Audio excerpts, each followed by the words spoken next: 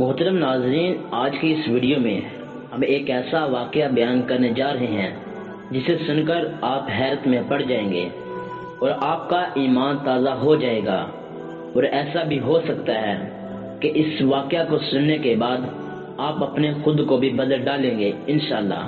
اور آپ سے ریکویسٹ ہے کہ اس ویڈیو کو آخر تک لازمی دیکھیے گا۔ پیارے ناظرین، ایک عابد نے خدا کی زیارت کے لیے 40 دن کا چلا کیا، دن کو روزہ رکھتا اور رات کو قیام کرتا تھا۔ اعتکاف کی وجہ سے خدا کی مخلوق سے یکسر کٹا ہوا تھا اور اس کا سارا وقت آہوزاری اور راز و نیاز میں گزرتا۔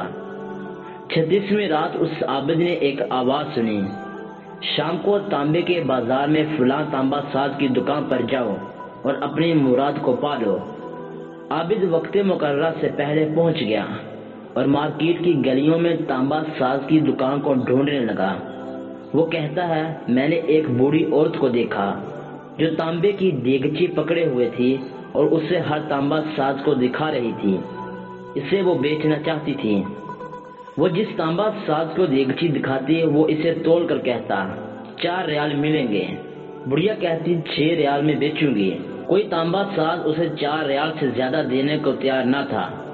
آخر کار وہ بڑھیا ایک تانبا ساز کے پاس پہنچی۔ تانبا ساز اپنے کام میں مصروف تھا۔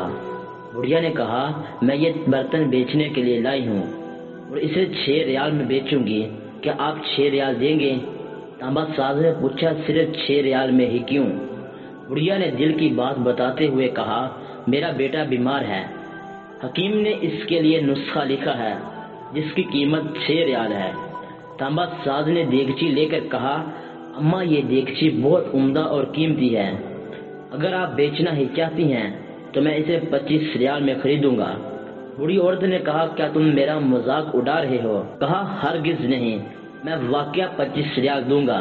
یہ کہہ کر اس نے برتن لیا اور بوڑھی عورت کے ہاتھ میں 25 ریال رکھ دیے۔ بوڑھی عورت بہت حیران ہوئی اور دعا دیتی جلدی سے اپنے گھر کی طرف چل پڑی۔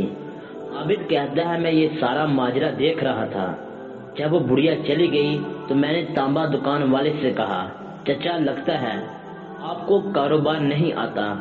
بازار میں کم و بیش سبھی تانبے والے اس دیگچی کو تولتے تھے اور 4 ریال سے زیادہ کسی نے اس کی قیمت نہیں لگائی اور آپ نے 25 ریال میں اسے خریدا ہے۔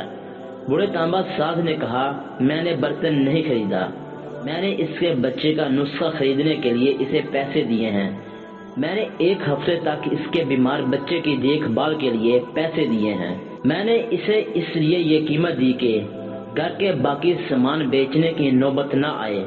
عابد کہتا ہے، میں یہ سوچتا اور اس کو دیکھ رہا تھا کہ اتنے میں غیبی آواز آئی، چلا کشی سے کوئی میری زیارت کا شرف حاصل نہیں کر سکتا، گردوں کو تھامو اور غریب کا ہاتھ پکڑو، ہم خود تمہارے پاس چل کر آئیں گے۔ اللہ کریم ہمیں سمجھ اور خلوص نیت کے ساتھ عمل کی توفیق عطا فرمائے اور ہمیں ہدایت عطا فرمائے، آمین ثم آمین۔